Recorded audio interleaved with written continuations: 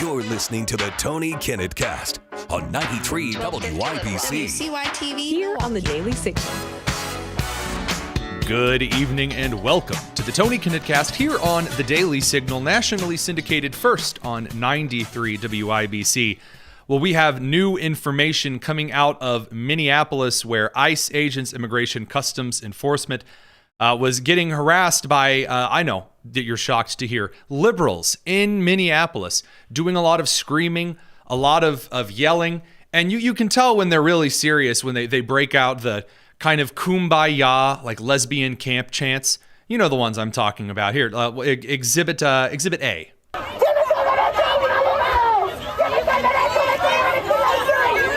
Now, if you didn't quite catch that, because I know that was a little fast, what she said was, Kung Pao, which sounds like a really spicy takeout order.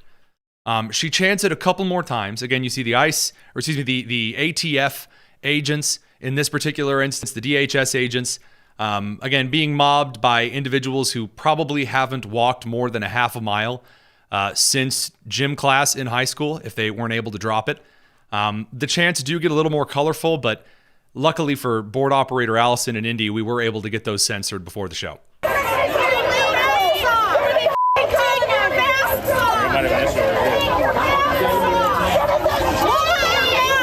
There is still that person in the back that's just, sounds like a Yorkie that got stepped on. You know what I'm talking about?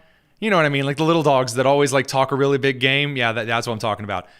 They're screaming, take your masks off, or at least the ones who are speaking the King's English.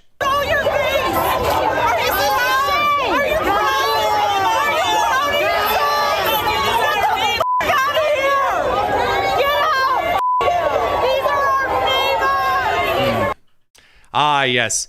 These are our neighbors, they shout as MS-13 and other illegal immigrant warrants out for arrests for murder, for domestic abuse, for every other kind of abuse that one can be charged with. Again, they're not just rounding up and they're going, all right, who here looks Mexican? That's not, no.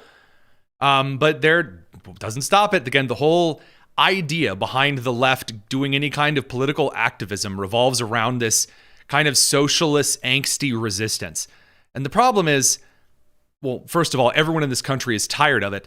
Number two, it doesn't really work when the majority of the country supports violent criminals who shouldn't have been here in the first place being removed from our neighborhoods and communities. Again, after we've seen the numerous murders. Again, there's a murder in South Carolina recently, in which case a mother was slaughtered by 6 Honduran illegal immigrants, teenagers and young adults.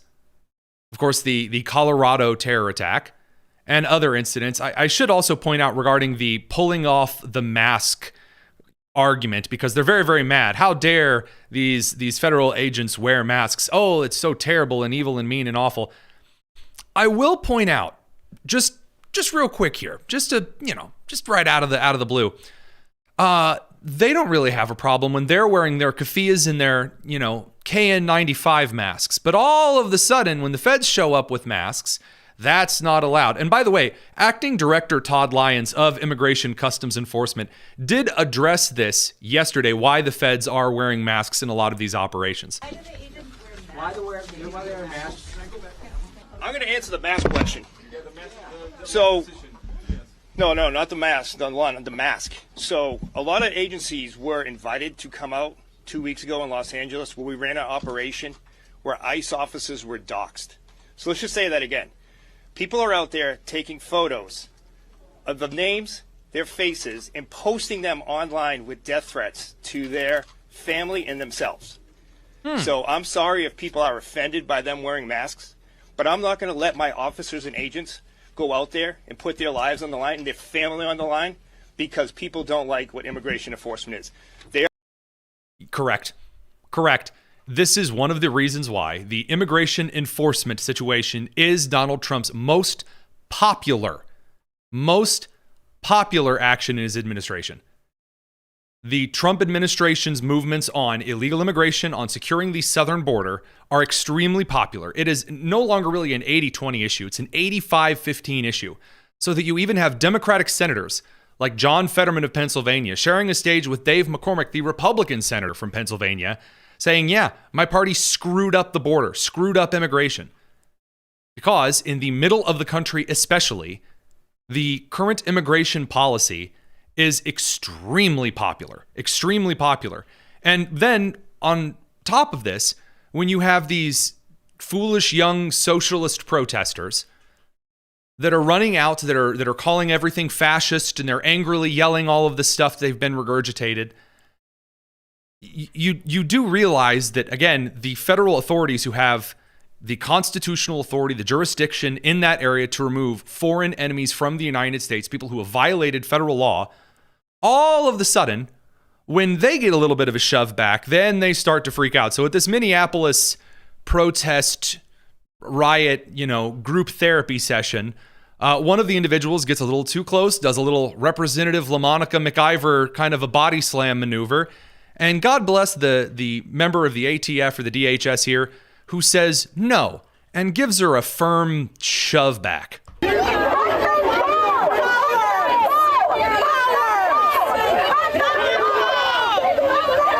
So there's a lot of anger. I'm sorry. Upon closer examination of the Adam's apple, the ponytail had me kind of thrown off, or the hair bun. That appears to be a dude.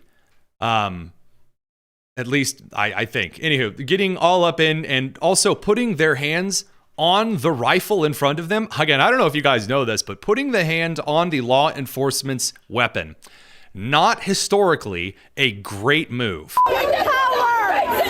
Shove. Hold on a second here. Let's freeze that frame. There we go. I can't tell if that is a man, a woman, or an extra from Planet of the Apes. I have no idea at the present time. It does, doesn't it? Kind of like a, you know what I'm saying? Like the facial structure. The old one. Yeah. It does kind of look like that. Anyway, gives him a good firm shove. And then the crowd freaks out. Oh, fascist. How could you do that? Oh no, the horror. They zoom in on their face because, again, they want to dox them and their family. Now, why do I bring this up right at the top of the show? Because the left has spent the last decade saying that anyone on the right is a fascist, is a Nazi, and that it is a life and death fight. And so what you have seen throughout all of this social media angst and anger that has been propagated and has been tutted by Democrats, they encourage the protests and the riots. They say, get out there. Tim Walz says, get out there and bully, be meaner. You have people like Maxine Waters say, don't give them a moment's notice. You harass them in restaurants and on the streets and anywhere. And after you say that it's a life and death fight between the next fascist reign or whatever, and then you also have people suggesting anyone who is associated with Israel is complicit with genocide or whatever, you get instances of the Marxist in Washington, D.C. assassinating two young kids coming out of a political event. You have women and children set on fire by a crazed illegal immigrant in Colorado. You have acts of violence. Again, not to mention the fire bombings and the Molotoving of Teslas, of dealerships, of charging stations. And again, remember, all of the young squad members, they were, I just condemn violence in general. There's not really a problem. It's really not a right-wing problem. After all, it's really kind of an everyone problem. Scott Jennings over on CNN made an appearance on a particular show, and he was given this line that, well, I mean, it's a right-wing issue too, violence.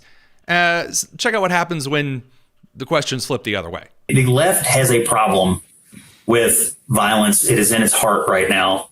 I don't think it is only the left. I mean, you have literally seen people on both sides committing violence. I think that the problem is not the left. I think it is the extremes on both sides of the party.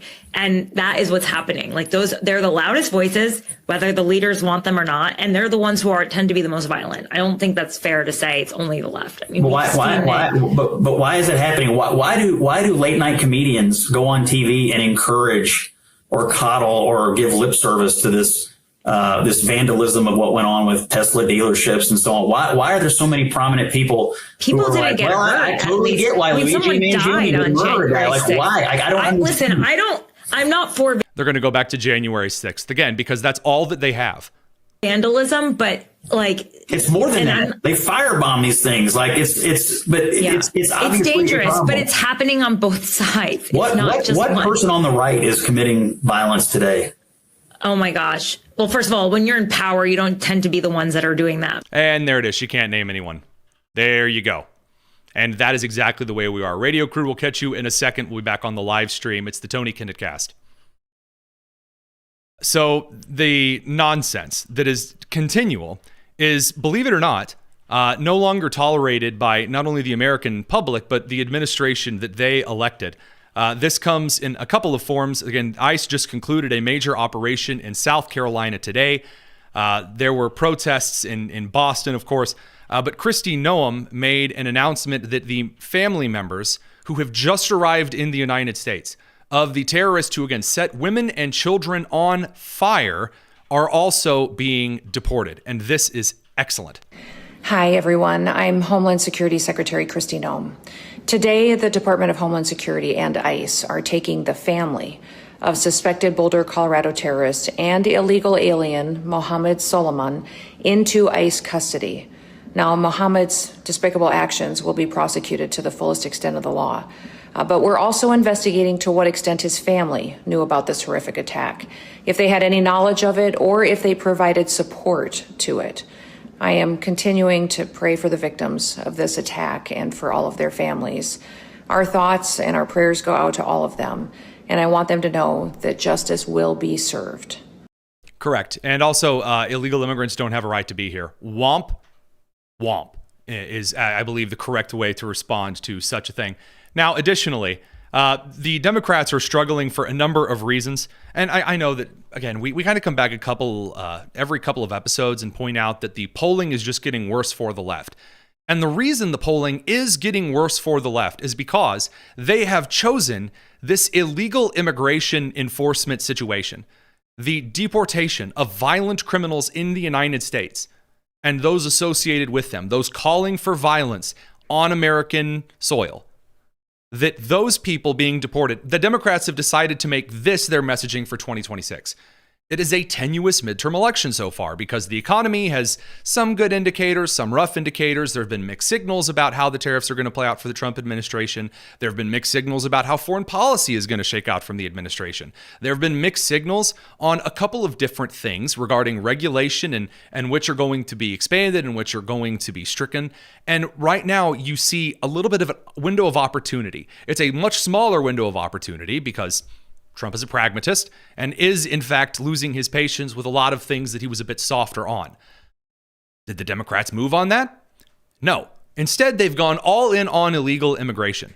They've decided this is the squeaky wheel that needs the grease right now. You have representatives from all of these districts where ICE is acting going, this is fascism and it's terrible and we need to subpoena Elon Musk and all other kinds of nonsense. That's not going to fly come November of 2026. Midterm elections are a turnout game. And when I mean a turnout game, I'm not trying to be, Charles Barkley terrible and say that, every game is about who scores more points. When I mean it's a turnout game, voting, as we've said on the show consistently, is like going to the DMV. It sucks. It's not fun. It's a pain in the neck, and no one likes doing it. If someone likes going to vote, they are mentally ill. Seek help for them immediately. So therefore, you have to get a politician, a candidate, who is able to create a sense of urgency for someone to leap over that annoying bar of going to the DMV. Right now, the Republicans have some momentum. It's okay. It's nothing special. It's nothing super duper, but it's present. The Democrats have nothing at all. We'll talk about this in the next segment because we got to bring the radio crew back from commercial. It's a great night here on the Tony Kinnett Cast. Make sure, just if you're liking it so far, head over to Apple Podcasts. The link's in the description. Subscribe to us over there. Really helps out the show. We'll be back in a second to talk a little bit more about this disaster and a half over on the left by their own design. It's the Tony Kinnett Cast.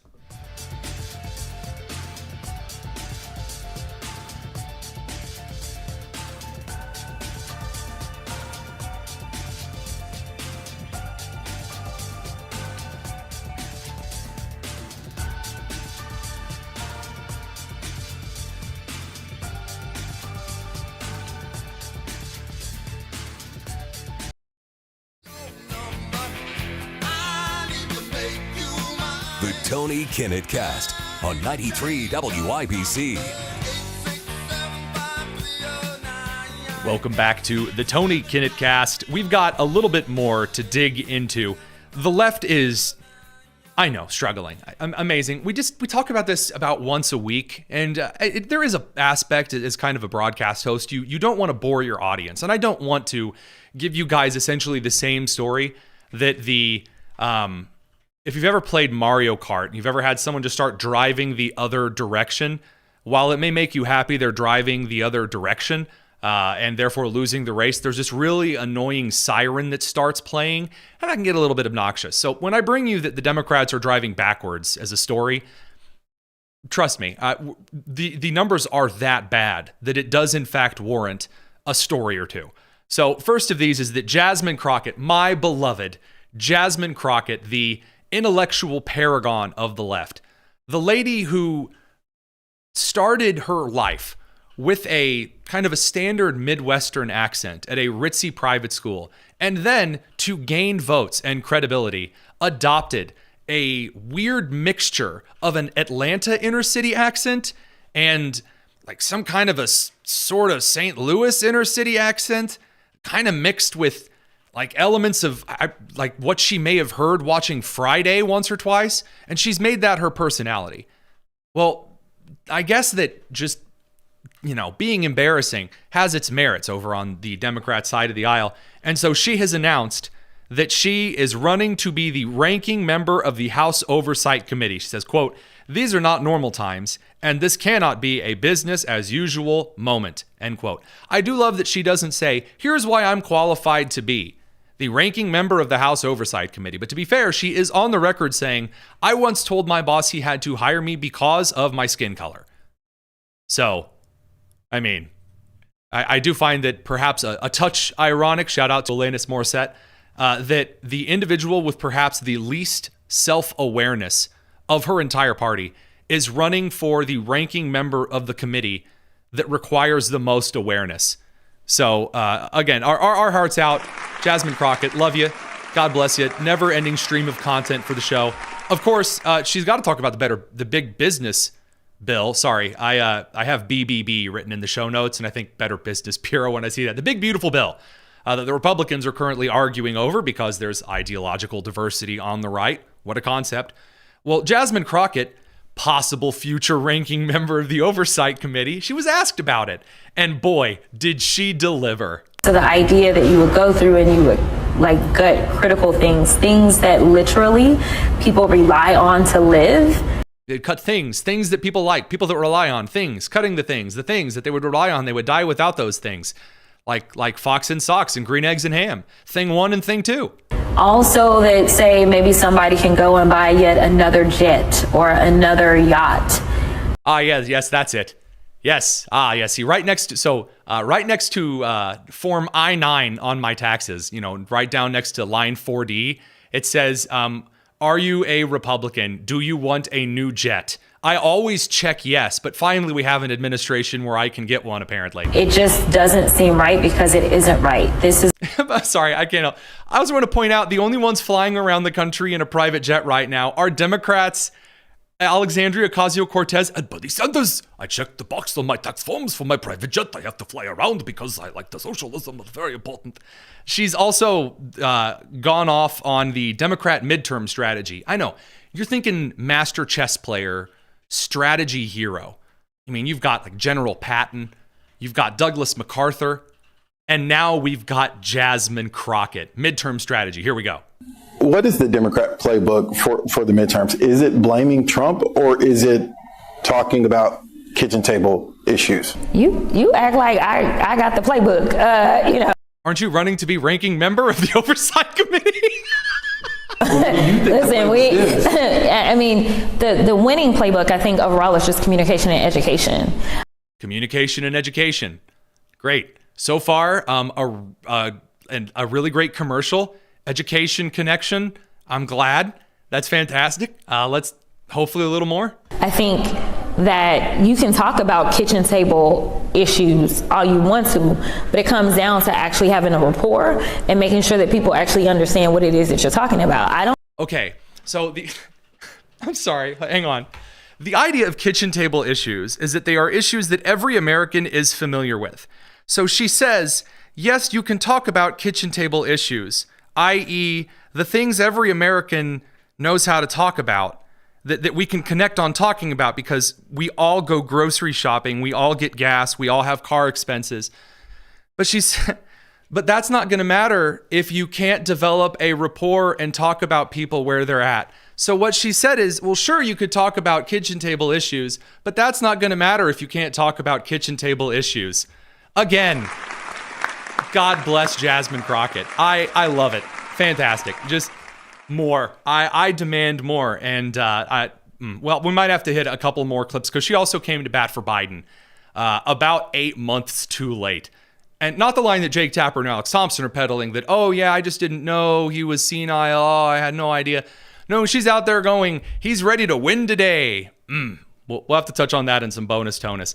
The Democrats came out today to put a taco truck in front of, just in front of the DNC, I suppose, or in front of the Capitol building. That their plan was they were going to sell some tacos because TACO, taco, means Trump always chickens out. They're suggesting that Trump goes ahead and puts out a tariff, and then people don't like it, and so he backs away from the tariff. This is their big slam. Ha, Trump, taco.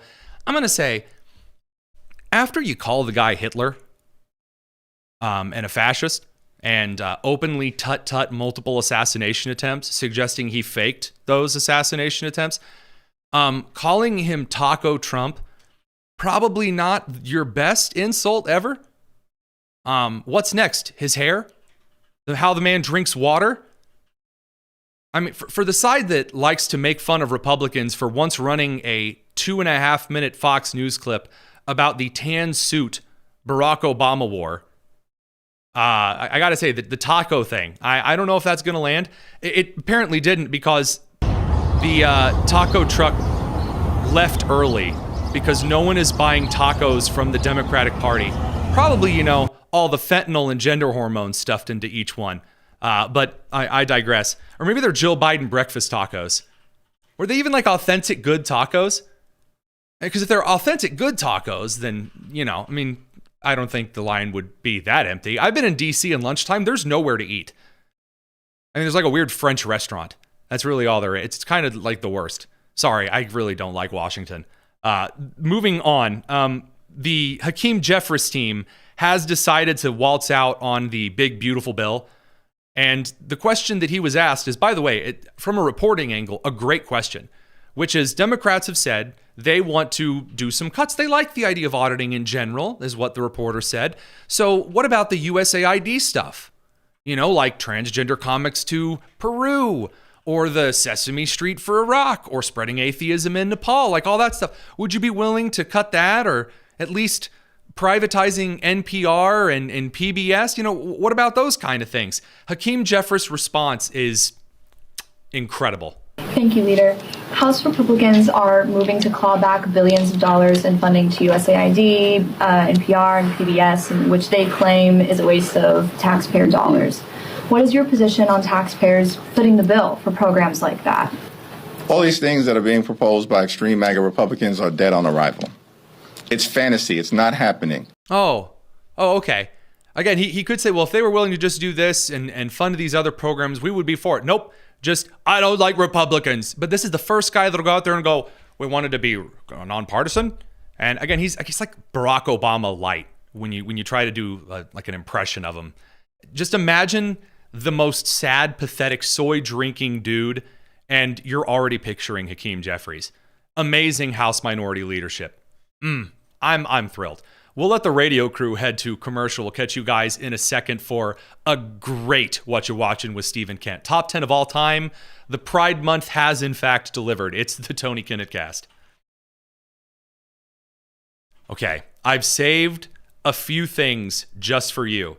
Representative Eric Swalwell is now trying to claim that him getting screwed over after, screwing with a Chinese spy, Fang Fang, that this is something his wife is proud of him for. Amazing. Here you go. This is on iHeartRadio, the breakfast drive time hullabaloo extraordinaire. Did the Chinese spy scandal hurt your credibility, or did Republicans just weaponize like a nothing burger, so to speak? You know, the fact that the FBI and the House Ethics Committee said it was bullshit, like I would hope that would be enough. But by the way, that's not the conclusion that either of those groups came to. That's not. They concluded that he had not divulged any national secrets to Fang Fang. He was, in fact, a target of a Beijing spy operation and slept with the spy. So it happened. And he's trying to say that, they just like made it up, like she's an imaginary pillow pet he was dating. Like in a disinformation society, like I recognize that it's everyone on the right's favorite meme. My wife tells... It's not my favorite meme. It's just funny whenever you start to talk about how masculine and wise and smart you are, that you got duped by Beijing's secret agent whore. Me all the time, you know what? The second they're not going after you, you're not effective. And so I wear it as a badge of honor that these guys would want to lie about me all the time, because I think it means that I'm landing punches politically on them. You forgot the metaphor halfway through. I love it. I love it so much. Apparently, there is a new kind of epidemic. It's not really an epidemic because it is a self-caused problem of individuals who claim to be LGBTQ plus 2IA. Again, 8675309 kind of nonsense. There is a weird move to no longer seek medical help for conditions that you have because of your biological sex, because that makes you feel like you're the sex you were born. Here you go. I am trans non-binary and I have suspect endometriosis. Okay, endometriosis is when your body grows tissue near the womb, near the ovaries. It is dangerous. A lot of women suffer from this. We do not talk about it in this country nearly enough. It is a very serious problem. It causes serious medical issues, chronic pain for women. So it is no small thing to have suspect endometriosis. If they catch it, as in if it shows up on a scan early on, this means that it's, what would you say, producer Nick? We've both dealt with endometriosis with individuals in our family. It's, if they catch it really early on, it's going to be a problem. Like it's going to grow, spread rapidly. It's going to really hurt. So this is no small thing. So she says, I'm trans non-binary and I have suspect endometriosis. Yes, we exist.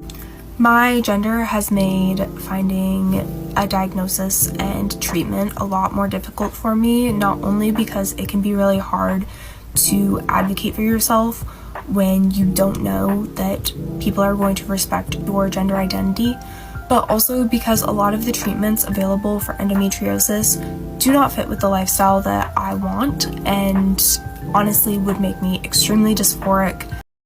Wow.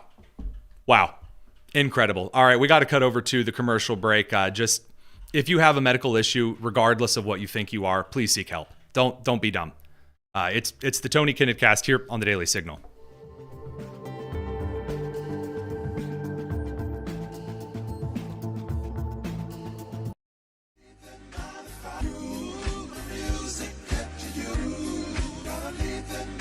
This is the Tony Kinnett Cast on 93 WIBC.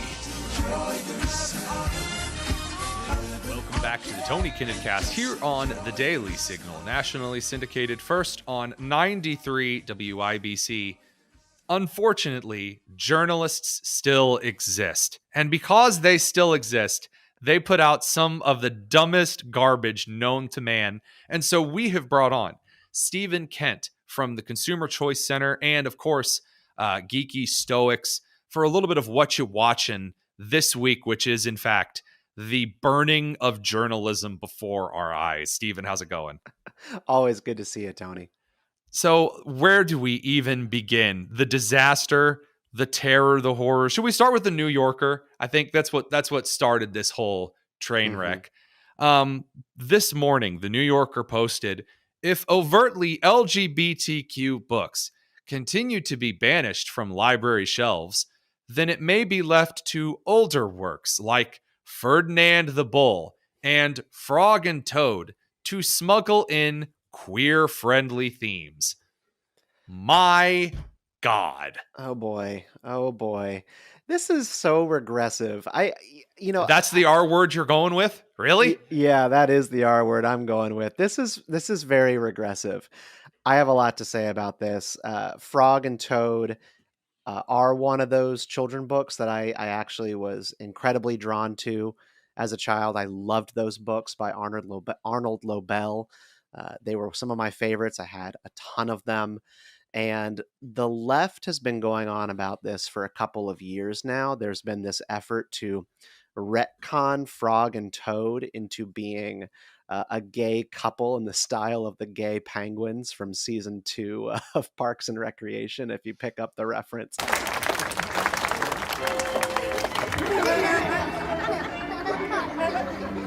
Oh. Okay, well, at least they're married. Are they making babies? Not those two. Those are both boy penguins. I'm sorry?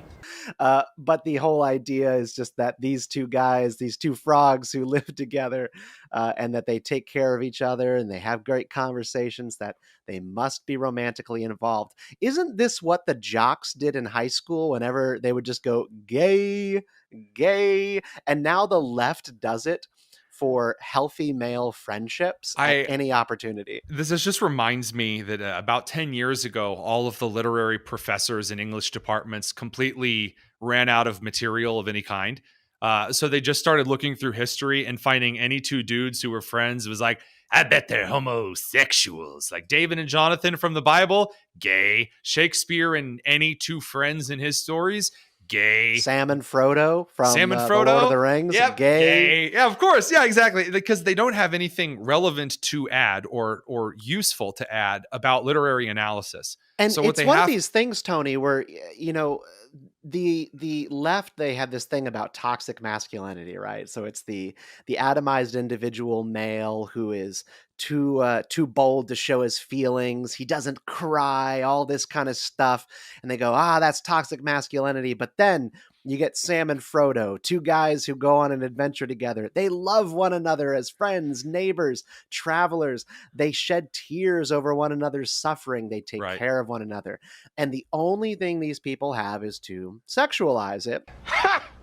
Gay! And try to make it about sexuality. And it's actually really, really perverse. These are the same people who are always talking about toxic masculinity, and then they don't have any concept of male friendship. And I will point out the irony of the New Yorker suggesting that the Frog book is being used to smuggle in queer-friendly themes. I can't but help remembering the famous Alex Jones conspiracy theory that ended up actually being quite true, that they're putting chemicals in the water to turn the freaking frogs gay. I don't like them putting chemicals in the water that turn the friggin' frogs gay. Do you understand that? Well, you know who they won't get their chemicals to? The late, great Christian apologist writer C.S. Lewis. And he has a fantastic book called The Four Loves. It's one of his lesser known works, and compared to Narnia or Mere Christianity. And The Four Loves, Tony, and we're going to geek out on literature here for a sec, is about the 4 different modalities of love that a human being can participate in. Right. One of those things is just friendship. Another one of those things is eros, so romantic love. And he talks a lot in the friendship section of the book about male friendships. And he does say this exact quote, and I love it. And it goes straight to the New Yorker's corruption here. He says, "Those who cannot conceive of friendship as a substantive love, but only as a disguise for eros, betray the fact that they have never had a friend."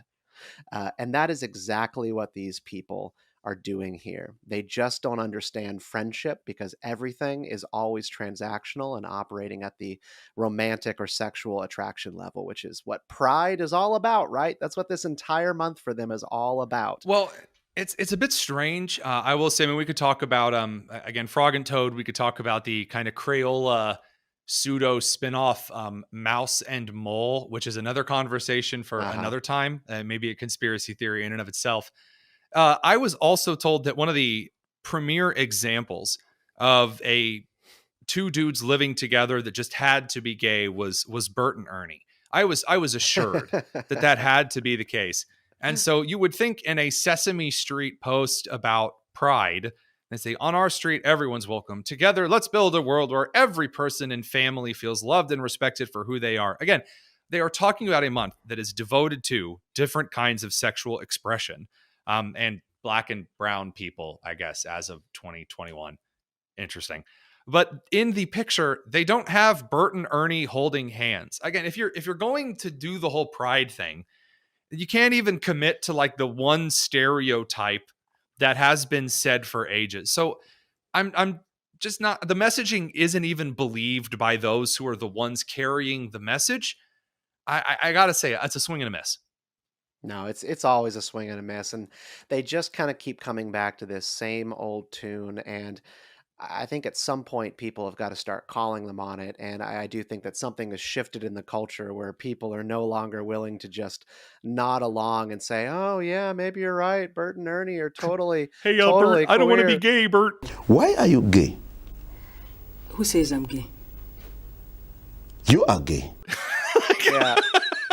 It's we got to stand up, you know. And it's these journos that are just frothing at the mouth over the silliest of article propositions and ideas, whether or not certain books are going to carry queer themes to children. Unfortunately, it's not just relegated to kind of children's literature. I must make you aware of a New York Post article that hurt my eyes from yesterday morning, which is how kissing can actually spread depression and anxiety, a study.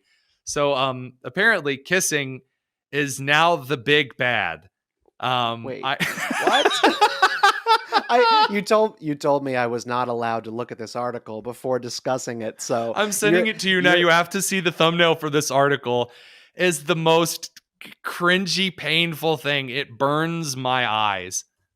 I don't even know what to say. So you're going to have to give me the stump speech. Why is kissing spreading loneliness? So according to the article, it suggests that depression and anxiety can trigger the release of the stress hormone cortisol, which can disrupt the delicate balance of bacteria in the mouth, which means that this bacterial imbalance that you might be experiencing when you are depressed can then be spread while smooching.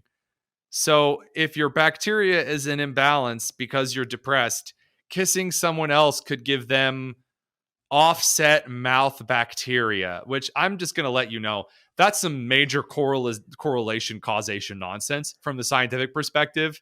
Mouth bacteria does not cause depression. Maybe if you never brush your teeth, that would be depressing.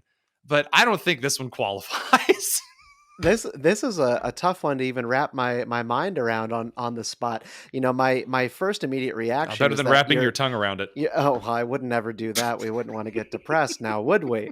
No, my first immediate reaction is that, you know, there's definitely depression, things like mental illness, like they can be contagious in a sense. When you're around a depressed person, you're around somebody who deals with high levels of anxiety, those things can appear in their friend circles, in their romantic circles as well.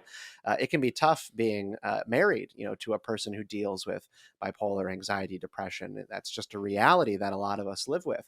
And so taking the kissing and saying the kissing is causing it rather than just the mental proximity to individuals who wrestle with that's wild. Which is in and of itself interesting, because if I was married to any of these journalists, I know I would be depressed. So, I mean, it's just really good to kind of follow those things through. I would be remiss if I didn't ask you before we're done here. What is it that you're watching right now? I know a lot of shows have kind of finished out. I know that the box office mixed results are in. We talked last week about Lilo and Stitch and its increasing dissatisfaction. What's on your screen right now these days, Stephen? Well, Tony Gilroy, who directed the Andor series, was quoted this week as saying Disney told him streaming was dead, which is interesting because they were trying to give him less money for season 2 of Andor on Disney, and apparently it's not as profitable as they would have liked. Yeah, I mean, And $700 million on a show is in fact a pretty penny. I've been going back to the oldies, actually, Tony. So I have watched 2 things this week because I can't find anything to watch in our current glut of low quality content, and that would be Parks and Recreation on Peacock, which just ages so well, and you always got to go back and revisit Amy Poehler's classic, sort of a knockoff of The Office. It's always worth it. It always feels relevant. And I also, for the first time, have watched Psycho by Alfred Hitchcock, 1960. I'd never seen this movie before, and always, you do that thing where there are classic movies you haven't seen, and you pretend for your whole life that you've seen it. People go, yes, no, the classic Alfred Hitchcock, and you just go, yes, of course, Psycho. I too, the knife noise, yes. Dun, dun, dun, dun. Yeah, so I'd never seen it. I actually just watched it, and what a treat. That was actually a great movie. Impossible to look away from, infinitely entertaining. Those transatlantic accents that are the feature of old black and white films it's just nice and pleasant to watch, even if someone is getting stabbed to death in the shower. So I very much agree. I'll finish with this particular note. I'll meet you halfway between Parks and Recreation, the town about Muncie, Indiana, turned upside down, for those of you who were wondering what they based that on. And then Psycho, the show Psych. I am going back and watching Psych, which is a fantastically written show, especially the first couple of seasons. It's a comedy detective show. Phenomenal. Again, a bromance in the show that isn't gay. So we really come full circle all the way around. It's a very good show. Highly recommend it. We're also kind of rewatching things right now, although because the wife and I have so little time to watch, we're still making our way through Everybody Loves Raymond and Deborah, but we're making our way through it. So, and Tony, can I add one closing note just to wrap us up? Please. I was looking back on this study about kissing spreading depression. This is going to stick with you, isn't it? Which we just discussed. And it's worth noting that this study came out of Iran. So this is Iran.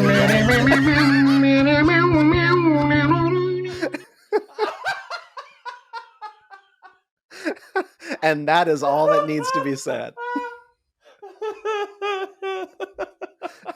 Sharia law strikes again. Breaking, we have a new study out from J.B. Pritzker saying 3 helpings of ice cream per meal is healthy. We'll leave you with that. Stephen Kent, what you watching? Thank you for thank you for your great cultural takes, none of which is saying that 2 male friends are gay. Well, I love you, Tony. We'll see you soon. So long, gay boys. This is the Tony Kinnett cast here on the Daily Signal.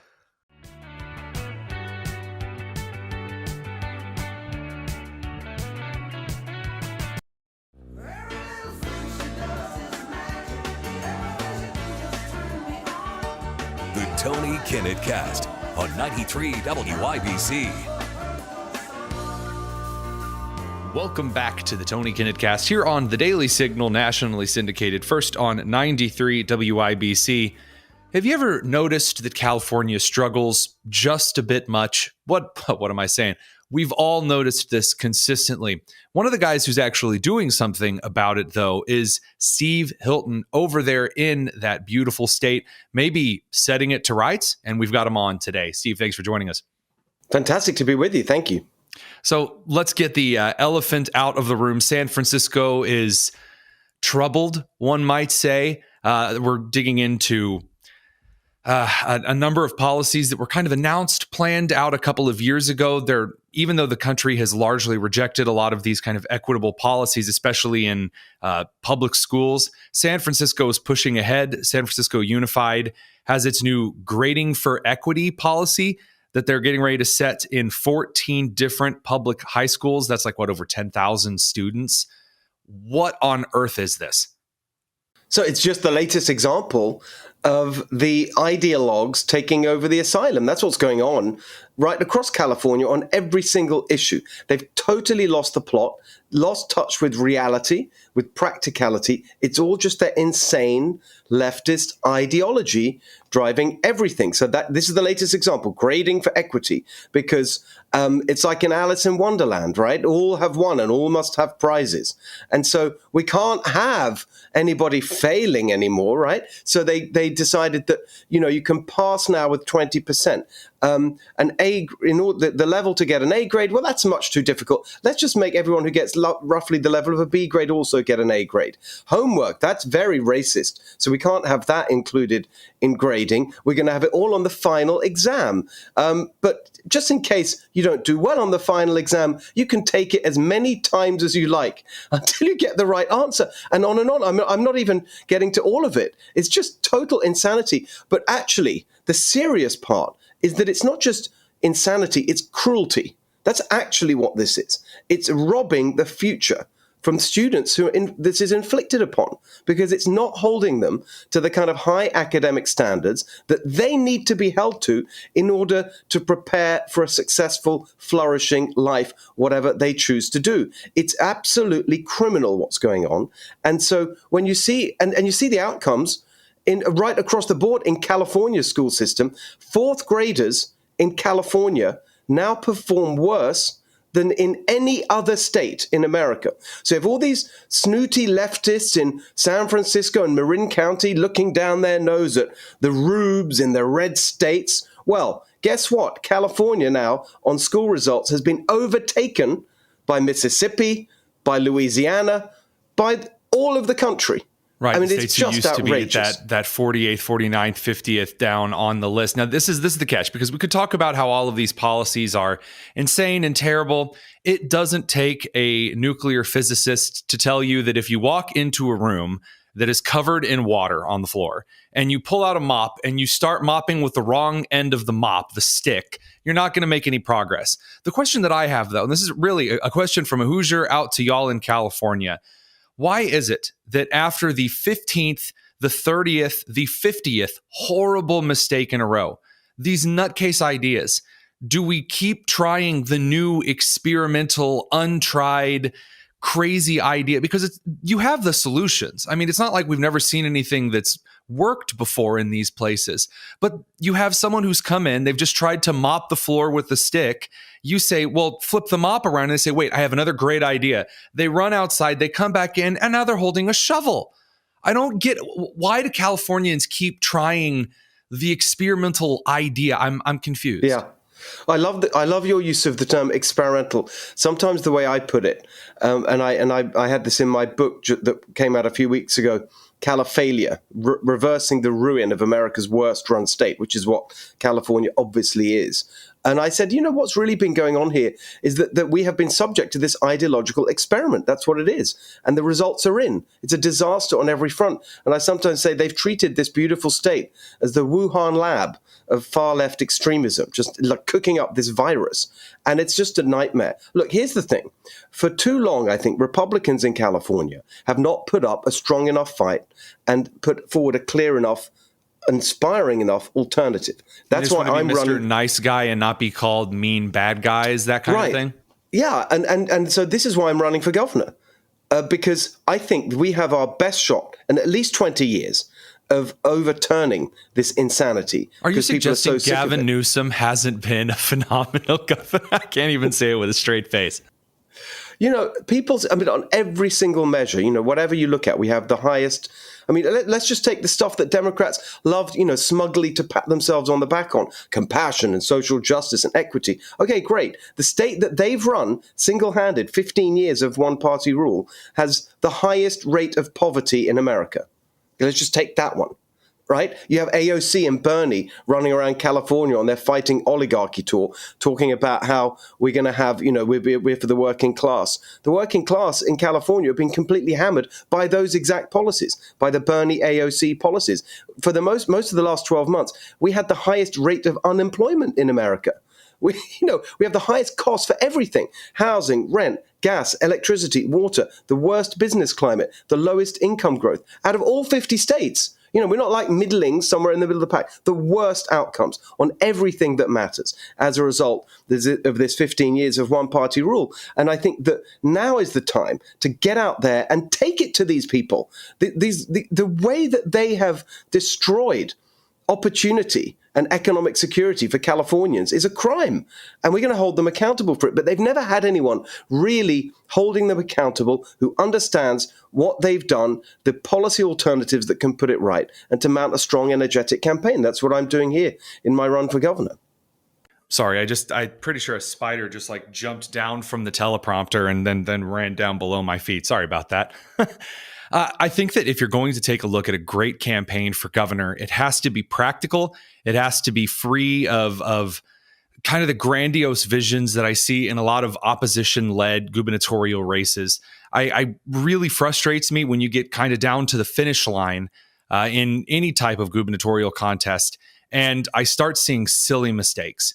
I start seeing this grandiose nonsense, or kind of like a self-focus on personality, instead of just delivering honest, common, vision-focused objectives for your campaign and for your administration, for, in this case, Californians. So share a few of those with me. What are some of the things that you want to bring to bear? How about this? A little bit of breaking news. It's the first interview I've done on the announcement I'm making today. I won't turn that down. Today, I'm announcing my plan to avoid what is going to happen on one of the major items of cost, especially for working class Californians and small businesses, which is gas prices. Today in California, we have the highest gas prices in America. Of course we do, because we're the worst on everything. We have higher gas prices in California, even though we have plentiful oil reserves here in California. We have higher gas prices than Hawaii in the middle of the Pacific Ocean. So there's the problem. It's going to get worse unless we change direction, because refineries are shutting down, because environmental regulations are even getting more extreme with a new round of increases coming in the next 12 months. USC experts predict that if we don't change direction with the Democrats, you're going to get $9 gas by the end of next year. Right now, we're about $5, $6 by the end of this year, $8.50 by the middle of the year. It's in $9. So my plan that I'm announcing today is to scrap all of these insane, extreme, unnecessary, counterproductive climate regulations. And if we do that, we will get to $3 gas. That is my plan today. $9 gas with the Democrats, $3 gas with Steve Hilton. And the simple way to get there is just to do what the rest of the country does, which is to avoid the ideological insanity. We can have $3 gas in California. We just need to kick out the Democrats and their ideological madness that have just layered all these costs and regulations that have pushed us up to these insane levels that are crippling people, that are just eating into their budgets. I mean, working class Californians, their commutes are longer than for anybody else. They're the ones paying the price. I was getting ready to suggest that California is not exactly a small state. Some of its cities are rather spread out. So of all of the states to have those crippling gas prices, my goodness. That's exactly right, and because it also compounds with the other failures. For example, on housing, because they're ridiculous environmental rules and the corruption with the unions. It's impossible to build anything in California. We have the highest housing costs, highest rents, house prices, everything in America. That means, again, that you have to live further and further away from where you work to be able to afford a home. So you have people with 2-3 hour commutes every end of the day. That is not unusual. That's not unusual. And so all of this is just an assault, a war on working class people. So when people say to me, well, how are you going to win in California? It's the same trends that you're seeing right across the country, which is this massive demographic shift we've seen in the Trump era, with working class voters shifting from Democrat to Republican, Latinos shifting from Democrat to Republican. That's why I'm announcing my plan today in East Los Angeles, a working class Latino area. That's the way we turn things around in California. People are sick of this elite. You know that term luxury beliefs? It absolutely defines the Democrats in California. They're patting themselves on the back for leading on their climate goals. Meanwhile, working class people are being totally screwed. That's the fundamental difference in this kind of a campaign. This is one of the things that I was struck by, again, the Golden Again tour, the idea that you're actually taking California, objectively one of the nation's most beautiful states, most rich.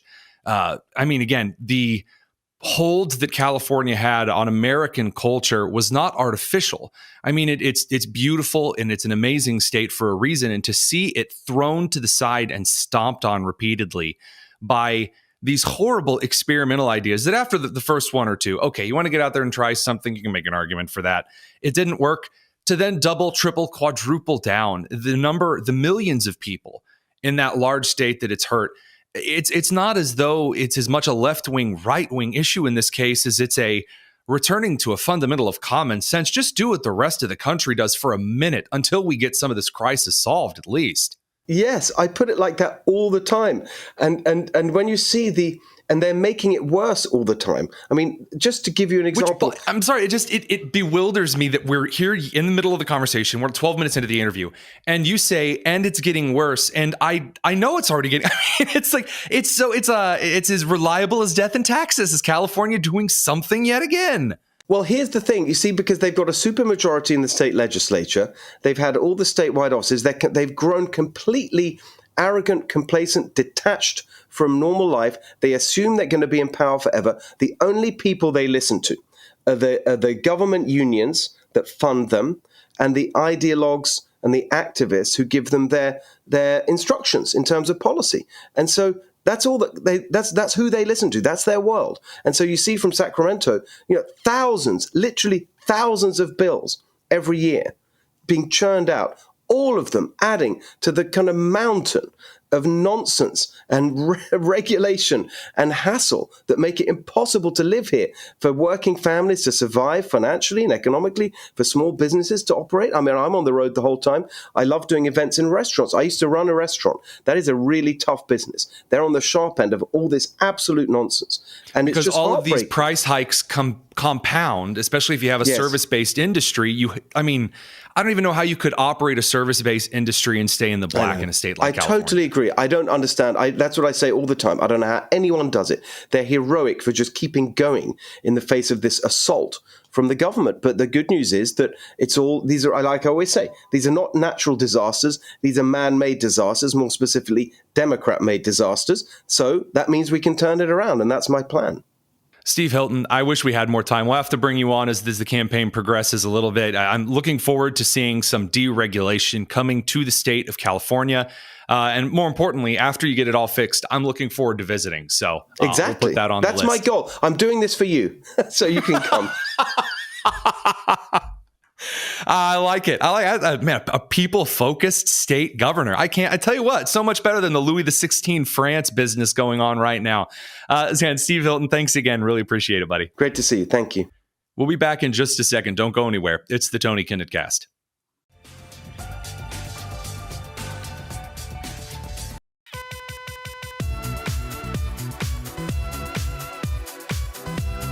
It's the Tony Kinnett Cast on 93 WIBC.